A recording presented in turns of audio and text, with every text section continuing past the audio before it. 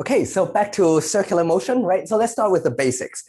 This is the most basic setup you can have is if I have a table and have a ball going in a circle, right? So you attach a mass over here and connect it to a rope. You swing it around. I'm drawing this slightly slanted, right? So because I want to draw things in 3D in a second, but it's going to be a circle swinging around like this. Okay, so let's try to find out what the tension of the rope is.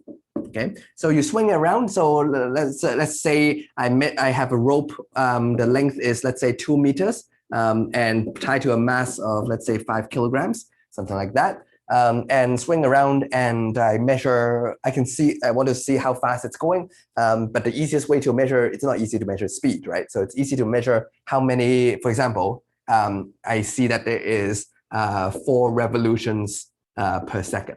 Okay, so these are the facts. Can you find the tension if I give you these facts? Okay, so this is a basic circular problem, and I'll call it the horizontal circle because of the following fact.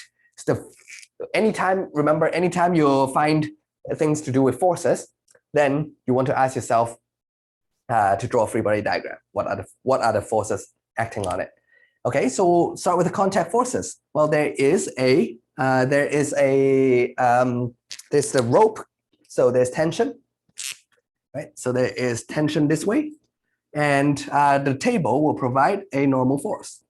Okay, that's the only 2 things in contact. Ignore friction, and what else? So there's also a weight, right? There's also gravity, which is going to pull it down, and that's it. So that's the non-contact force. Those are the 2 contact forces. So what can I say? Well, first of all, the object's not popping off the table, nor is it sort of digging into the table. So immediately I know that N must equals to G, right? Or the gravity, which is the weight of it. Okay.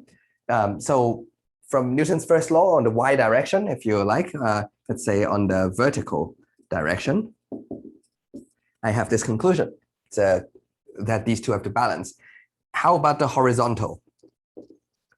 Now, as this goes around in a circle, you see that the tension will always point towards the center. And as a result, that's the centripetal force. Okay, so the centripetal force so this is how we'll tackle it, is identify the centripetal force. And in this case, is T. And what is the formula for centripetal force? It's mv squared over r, because it's a centripetal, right, is T, and the centripetal acceleration is v squared over r, right, like this. So to find T, I need to find m, v, and r. Okay, so this is a general strategy. Whenever you identify something as a circular motion, which is usually very easy to spot in a question, you want to ask yourself to identify the centripetal forces. I'll put that in potentially plural. Here, I only have one thing that is centripetal force. Sometimes I will have more. Okay, we'll see that in problem example number 2. Okay, and it's very important that centripetal force is not it's not a special type of force. It's a class of force. It's an umbrella term. It's a classification. Just like leftward force, it's not a special force. Any force that points to the left just can be leftward force, right? So it's a class of force, so it can potentially be plural as well. It itself is not, it's not like friction. That's a very specific type of force. Okay, so identify that and then equate that to mv squared over r, because once you add up all the centripetal forces, that should equal. So this should equals to the F net centripetal. Okay, so identify all the centripetal force, and on the right, and then equate all of those things to mv squared over r, and then solve for what you need. Okay, so that's a good general strategy. So what do we have, right? We want the radius. That's the length of the rope. So, excuse me. That's the length of the rope. So if it goes around a circle, this length is not going to change. So that is the radius. So I actually know R. M, I know it's given for the mass. So that's the mass of the object that is going in with the centripetal acceleration. And what is V? I'm not given V, but I'm given 4 revolutions per second. So what is that? What am I given? What quantity is revolution per second? Well, that's the number of cycles, number of revolution per second. That is frequency. So actually, we're given the frequency is 4, right? So 4 per second. So it's 4 hertz. Right?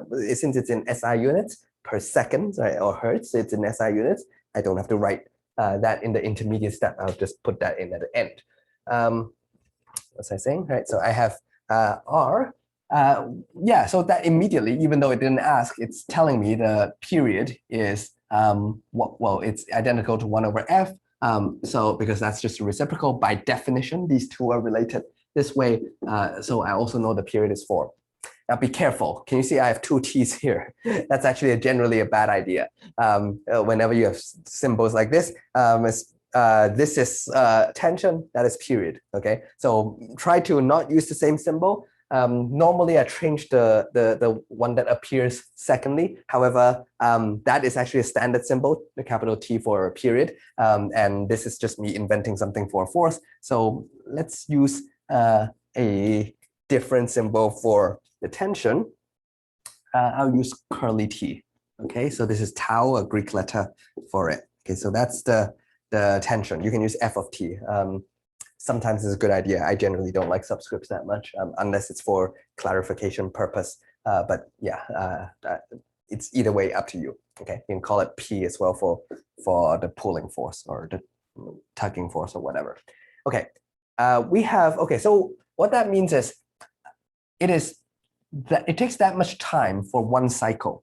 Okay, what I want is, what do I need? I need velocity. What is in fact, speed only, because the velocities keep changing, but the speed is constant, right? What is the speed?